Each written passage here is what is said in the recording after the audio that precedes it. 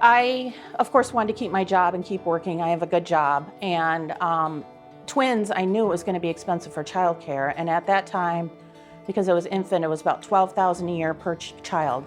And it was $24,000 a year for the first 3 years. And then we decided to have a third child. And so we were paying $36,000 for the next 3 years.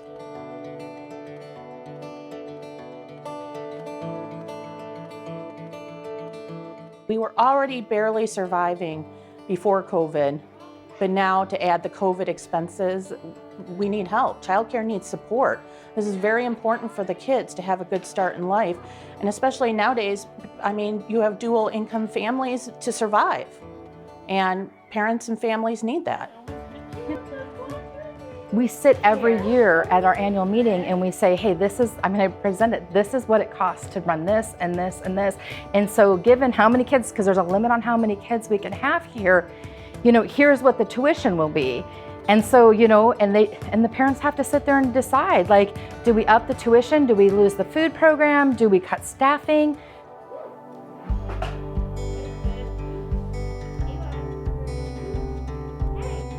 And so unfortunately, it comes down to what parents can pay and then how little can you get away with paying staff. It's not a living wage. It is the second lowest paid profession, and it is a profession that has a knowledge base. We have 8 staff who are in college classes this semester to learn about child development and curriculum and behavior management. So if you look at the people that are in childcare, right? I mean, the employees are basically making minimum wage with no benefits. And the employers, the owners, sometimes they're making less than minimum wage. They're doing it out of love. It's just a hard business to make the math work in.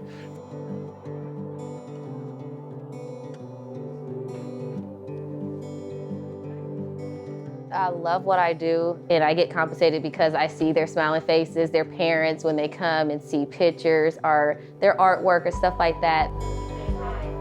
We're not getting compensated as much as we should, and it's hard to either pay a bill or feed our family. So in order to help with that, that's one way to help us with food in our family is going to the food bank and getting the food from there. So we rotate out and we go and get food for each teacher or even some students that might need some to go home. And it's a struggle because it's just like we work our tails off. For me, it's very important to have a high quality child care center because I know they have a program. They have guidelines, they have rhythms, movements, they have schedules. And I know my child is gonna have certain things. They're not gonna be sitting in front of a TV every day. They're gonna do meaningful activities, sensory activities, go outside and play, learn about leaves, learn about bugs, and just have great peer interactions. And that's gonna be guided by their teachers, which they're trained to create those peer relationships. And what we know is when we have high quality birth to 5 systems, is that we end up with higher rates of educational attainment, higher rates of high school graduation, lower rates of incarceration, lower rates of drug use, lower rates of dependence upon Medicaid, all of those things, which the public benefits from. So we have a public interest in those first 5 years, but we're not acting like we have a public interest. Hi, honey. Did you have a good day? There's unfortunately not a lot of options for quality care. And so those programs fill up really quick. But it was the idea that we knew what was best practices and we were striving to our best of ability to do that.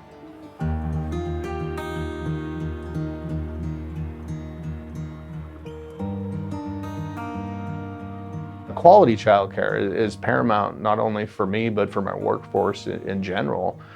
You can't have a good mindset if you're worried about things at home, if you're worried about your child eating lunch or are they actually getting taken care of how you would expect them to be taken care of. Are they safe where they're at? If you don't have that assurance, your mind is not going to be focused on whatever task you're trying to complete. So you can't just have, as a business, you can't just have people on staff, this person's out, okay, you're up. Somebody has to pick up that slack. whether it be internal or we have to shut down maybe another division to bring somebody over. So it's very real. So you start to see all of these structural things break down from, lost productivity, lost income, and then you have all the societal factors that occur later on, including children showing up in kindergarten not ready to learn, right? And right now in Alaska, 60 to 70% of children show up not ready to learn. And if they were in high quality preschool programs or had high quality birth to 5 experiences where they were supported, we would see that percentage showing up in our schools shrink dramatically.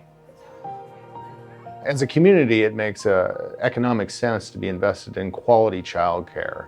Your employees are more focused on their jobs, more focused on their tasks. If they don't have to worry about just those essential needs as your child's well-being.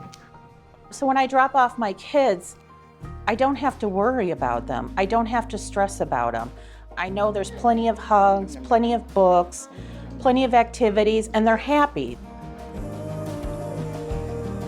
There's no one solution. It's actually a series of strategies and tactics designed to get us to this goal of making sure that birth to 5 is a great experience for that child, which then prepares that child to enter the school system, be productive in that school system and maximize their potential, and then be great citizens in the long run.